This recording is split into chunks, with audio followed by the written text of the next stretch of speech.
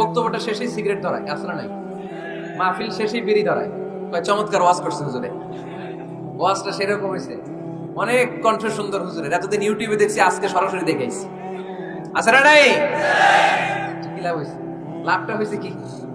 এই যে মাহফিল শেষে বিড়িটা ধরাইলেন আর গেলেন, কোনো লাভ হয়নি। এগুলো থেকে বেরিয়ে আসতে হবে। বছরের পর বছর আমাদেরকে শেখানো হয়েছে একভাবে, কেউ এই পরিবর্তনের আওয়াজ তোলে নাই। আওয়াজ আপনাকে তুলতে হবে। আওয়াজ তোলার জন্য এত মানুষ লাগে না, আপনি একাই যথেষ্ট। আপনি দাঁড়ান না সামনে, দেখবেন আপনার সামনে কেউ টিকে থাকতে পারবে না, ঠিক কিনা?